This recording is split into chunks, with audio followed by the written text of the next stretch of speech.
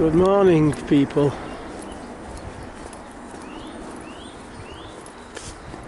I'm feeling a little bit hungover.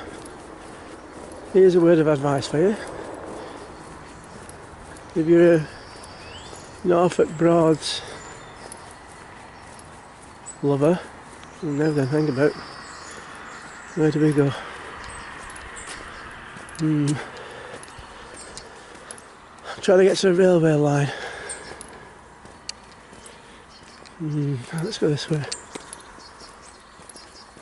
This is a bit like when I choose the cash out in the supermarket. I always get the wrong one. Anyway, if you're a Norfolk Broads lover or boats, do not go anywhere near Norfolk Broad Boaters Facebook group, because it's a den of iniquity. The creators of the group, Vaughan and Mazza, they're just pissheads. It's now 10:15 in the morning. I've only been up an hour. Never ever lying that long. They got me pissed. I didn't even get to eat my tea. I had to have it for my breakfast this morning. Cheese and onion pie for breakfast. It's how bad they are. Stay clear, people. Anyway, the plan for today, I'm hoping we're not going to get any alien activity. We're looking for the railway line and we're going to walk up to Aylsham. It's about 3.5 miles, I think. Lunch stop up there and then either get the train back. Those lovely little steam trains they have running up the Bure Valley Railway, or walk back. So we'll see. Now you see, I've just done my calculations and obviously I'm not sobered up yet. It's 3 miles from Wroxham to Coltishall. It's 6 miles to Aylsham from here. So a couple of hours. I hope there's some toilet stops on the way. Well, I made it to the railway line, that is. So it's now 10:30. That's about 15 minutes walk from the moorings at the Rising Sun at Coltishall. Straight up the road that's facing the moorings and you come to the railway line. I'm hoping to see a couple of those little pufferbillies sometime today. I may even get on one coming back just for the fun of it. So, it's a good way to sober up. Thanks Mazza and Vaughan.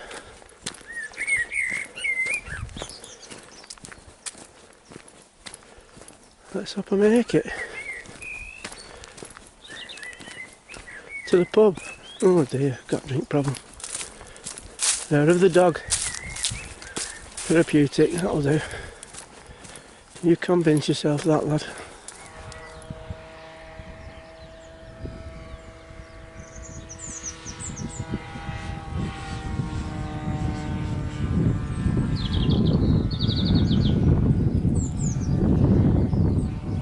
Yeah, then that could be a spotter from Planet Pac-Man.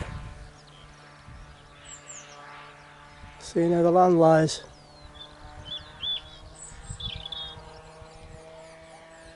I better keep moving. I really don't want an AO probe this morning. Or any morning.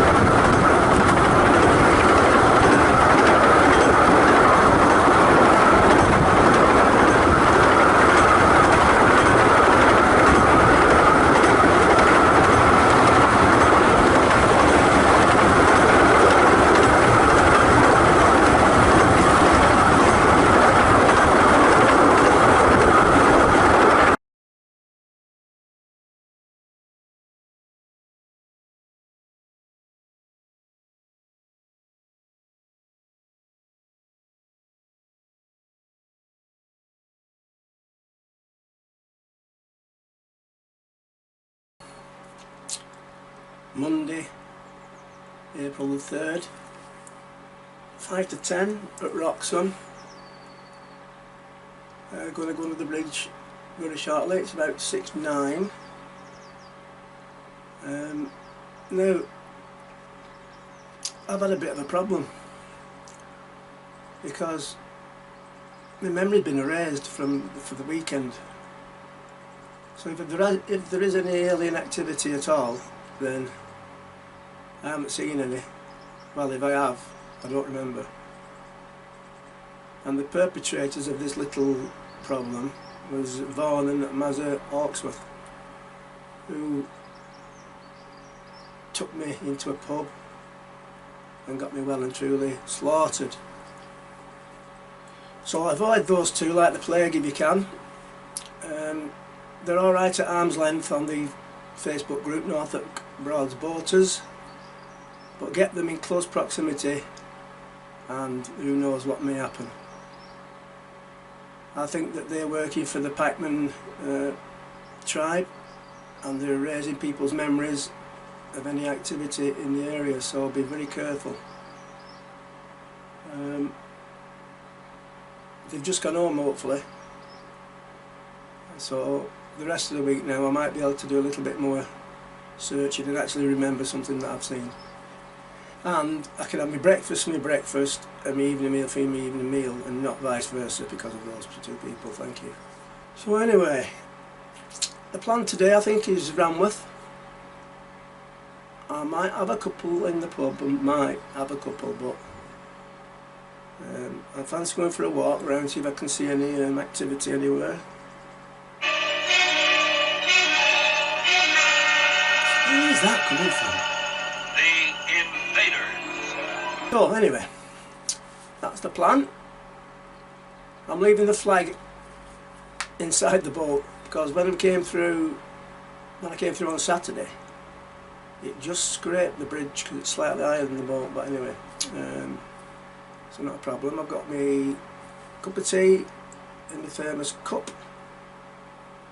I've got some beers on chill in case I do relent, but I think I'll have to give my liver a bit of a rest because like I said, those two people. And there was a 9 seconds video that Mazza's done of me falling in the back of the boat on Saturday night. Thankfully they made sure I got in alright, otherwise I'd probably still be there. Well, so that's one of the memorable things of, like I've said before, every time I come on the Norfolk Broads there's always something memorable happen. I did have to say to her the next day, I said, did I have my clothes on, because it wouldn't be the first time. My brother is coming with us on Friday, they're coming down, and the plan is we're going to go down to St Olives. Now 40 odd years ago, well 41 years ago, me and my brother and two girls, we were on a boat. We'd gone into the Bell at St Olives. I think that maybe was one of the first times they ever tried the real ales from down here. Took a bit of getting used to drink beers with a head on it. But absolutely shit-faced come last orders. We had a bit of a falling out as to who round it was. I remember getting back to the boat and storming off saying, I'm going for a walk. And then 3 o'clock in the morning something woke me up, a light come on, and it's sort of very vague how the garden was then. I don't think it was like it is now where the benches go right the way down to the river, but I can't be sure.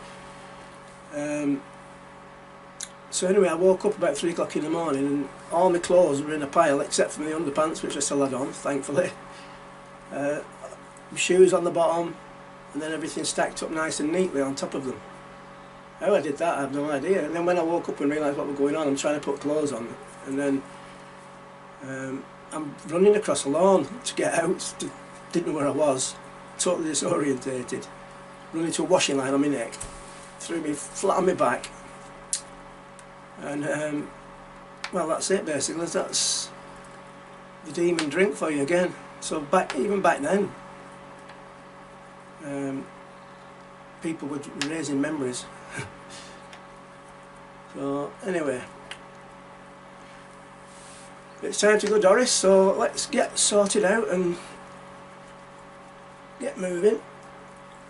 Now I've noticed on a lot of the electric posts, because they've only just been done, we got the new cards,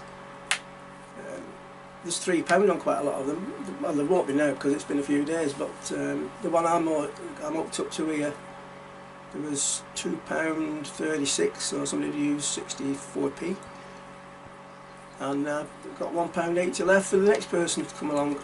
So, beer giving something away, that's not bad, is it? Well, anyway, catch you later.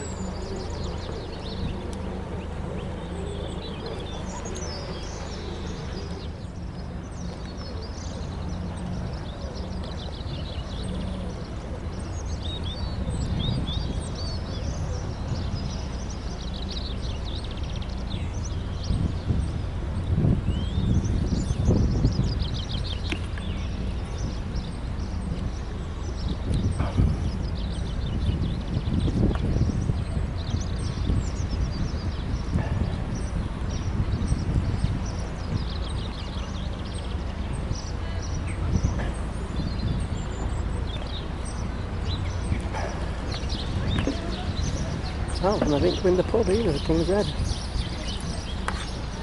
In Z. 369, oh dear.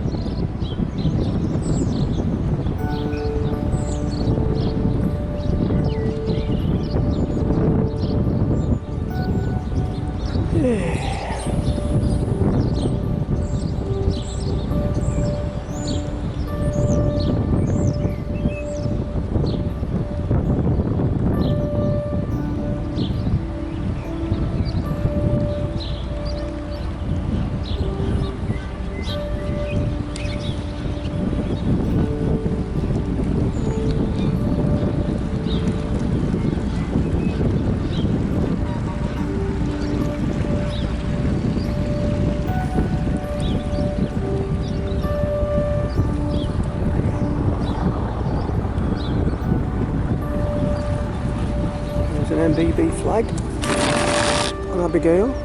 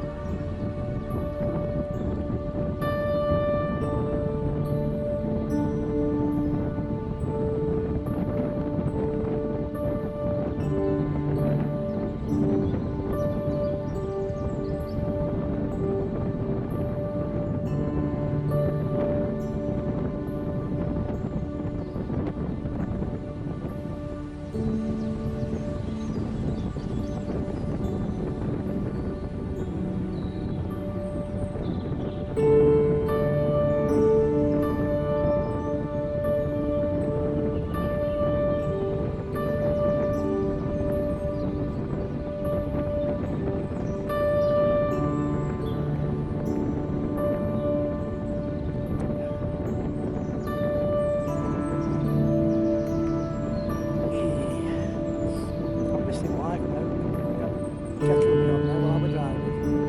Another brew will be coming up in about 15 minutes.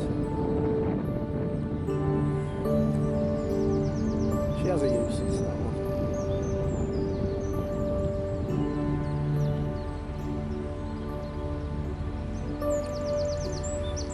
Now, just before I set off from Wroxham, I call in Norfolk Broads Direct, the ones that do the Broads tours with the big boats.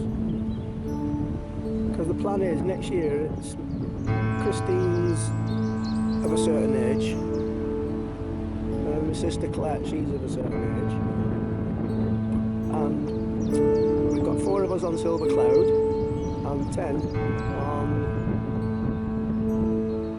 Majestic Gem, I think, from Richardson's. And they fancied doing the nighttime cruise, the one that goes around annoying people with all the music blowing out and disco cruise. Well, I think it goes from 7:30 till 10:30. Obviously there's a bar on there, so God knows how much we'd have spent with that. It's £15 a head, so we've got 14 of us. So the problem I have is that if we can't get under the bridge at Wroxham in Silver Cloud, we can't moor up in any of the boatyards because we're a private boat. Majestic Gem, no problem, they can moor up there. So I inquired, told them the situation, what was happening. Is it possible for us to moor a private boat anywhere we go and do the trip? No, sorry. Alright. I said, well, I'm glad I found that out before I actually booked the tickets. Thank you. So, whether we do actually do it now remains to be seen. There's alternatives, of course. If we can get under the bridge, it's not a problem. We could moor up at Awning, jump on Majestic Gem, and we could get a taxi back later on. So that's not a problem, it is doable. It's just, I can see a point really. She says if we did it for one, we'd have to do it for everybody. But it's not as though we're just asking to moor up in the boatyard and go round to Wroxham Hotel or King's Head. I mean, we could moor up in Wroxham Hotel if we push, but it's not a problem.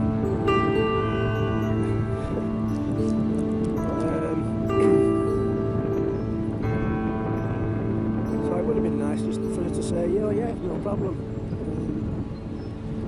Using our facilities, spending probably the best part of 300 quid with us.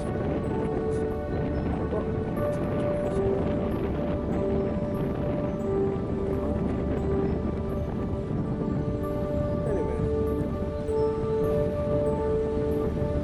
carried away now, I'm slightly speeding now, 0.3 mile over the speed limit. So here we go, we're off to Ranworth. Should get there for about 11:30. Hopefully there's room at the end.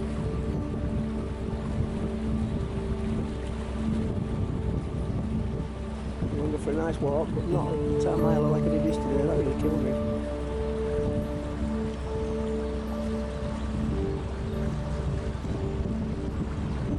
Hiking and hangovers, don't mix.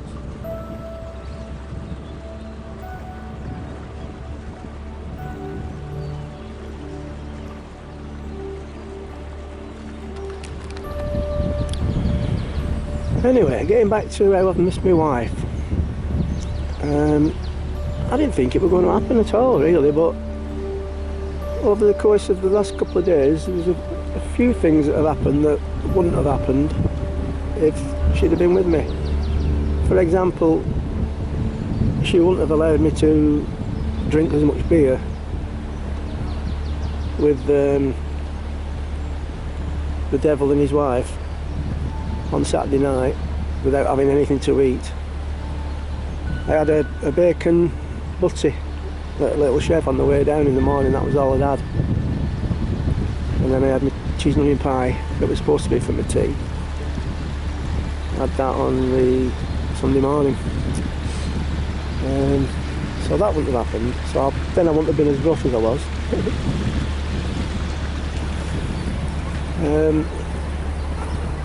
Now I doubt whether she'd have come with me on the walk. She might have done, because I did think it was only 6 miles, but it turned out to be 10.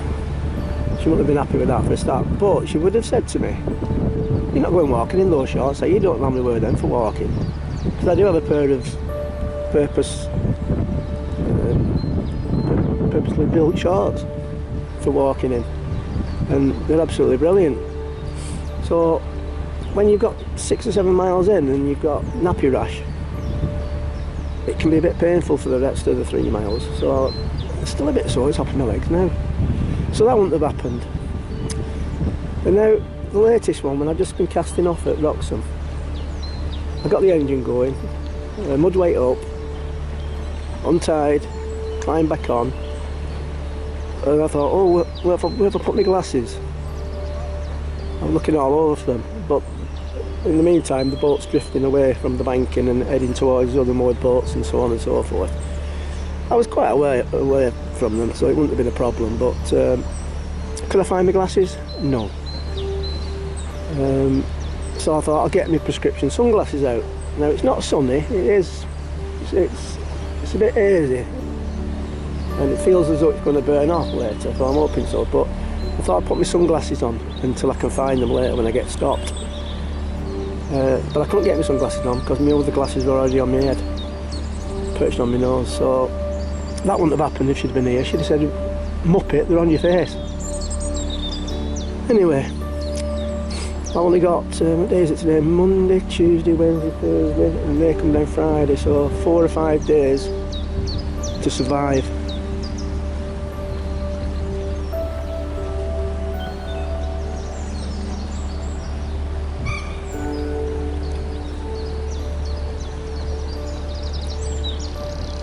No, is that open?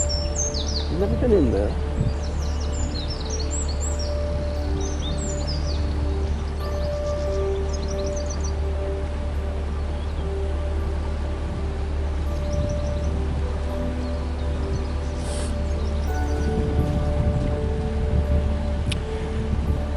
The pizza oven's open now. Well, they said Easter, so I'm guessing it's open now at the Maltsters.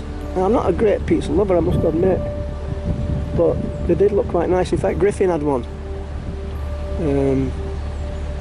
this time last year, and it was really nice. And he was gutted when they come back. Him and his mum came with us in October, and he kept going around to see what time the oven opened, the pizza oven. We were there about 10 to 12, and 12 o'clock come, because the sign said open at 12. So he kept going around looking and nobody was there, so I asked one of the waitresses what time's the pizza oven open. She said April. So he was gutted. Yeah. Never mind, only 6 months to wait, Griffin. So no doubt there'll be stuff in his face soon. October. See, she's got the bug now, Claire. It's always in you. It's sort of the seeds there, and she hasn't been for many years. And she came with us in October, just her and Griffin. That was funny. Where he fell in at Salhouse Broad and he was casting, and I'm teaching him how to fish. And I kept saying to him, try to do it sat down, it's a lot easier when you sat down. But no, he had to stand up with one foot on the quay heading. And he just lost his balance and went in head first. Oh dear. I was reaching for the camera, the camcorder, to film him. And then I looked round and noticed his mum's there watching. I thought, oh, I better go and get him, so I had to pull him in. That was quite funny. In fact, we're just going past Salhouse Broad now. And in April, me and him hired a canoe. We only hired it for an hour because it was the last hour of the day. And the girl said, if you can see over there, where those people are to the left, there's a little channel and it goes narrower and narrower all the way down until you can't go any farther. I mean, you're in the bogs, in the marshes. And as soon as we got on the canoe, he starts rocking it, and I'm saying, Griffin, don't do that, because they tip over dead easy, these things. They're not like rowing boats. so be careful. And then as we was going down this channel and it got narrower and narrower, there's overhanging branches. It was quite an adventure really, but and he kept steering us into the branches. He ducked down, and then because I'm taller than him, I nearly got decapitated a couple of times, and I'm saying, "You are a muppet, stop doing that." Anyway, we got as far as we could and turned round, and he's still doing it. And there was this one branch, and it was a pretty thick branch and pretty low, and I'd heard somebody going up the path. They must have been going up to the pub or well, whatever. So I'm looking around to see if I could see where the noise was coming from, and then I looked round and this branch was right in front of my face, so I had to grab it to stop us from going any closer to it and it taking my head off. So at the same time he just turns round to see what the fun is, and the balance of the boat just all went to one side and it tipped right over, and surprisingly it was quite warm, but then again it was just mud, so it was like having a mud bath. So anyway, I floated to the top. I had one of their life jackets on, the foam bodied one, and Griffin I was on the auto inflatable one, but when I come up I couldn't see him, so I'm panicking for a split second.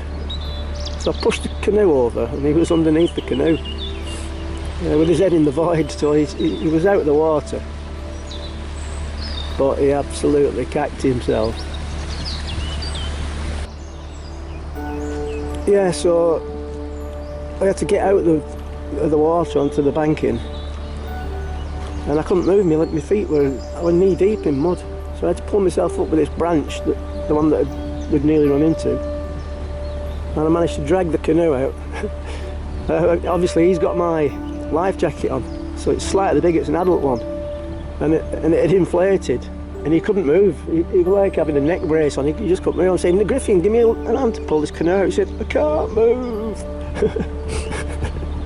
Well, I must have been laughing for about 2 or 3 days. In fact, I still chuckle about it now, and it's like 12 months ago. It was so funny. But I get him on the banking and the canoe is absolutely covered in mud, dirty water. Tipped it all out the best I could. I said, "Right, come on, get back in." "I'm not going back in there." I said, "Well, how are you going to get there? You either swim it or you get in here." So he had to get back in. But I went to the front then. Oh my word, it was so hard. Because he couldn't use the oars, so it was like a one-man band.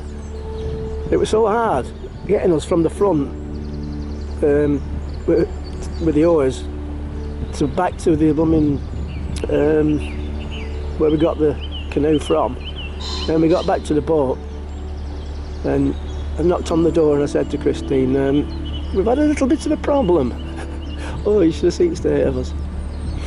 Oh dear, what a mess. And this was on our last day as well, on the Friday, and she'd only just give the boat right good cleaning while we was on the canoe. And then there's mud everywhere in both shower rooms, all over the floor. Oh my word, I got undressed outside the boat at the back, but he wouldn't do, he was a bit shy. Anyway.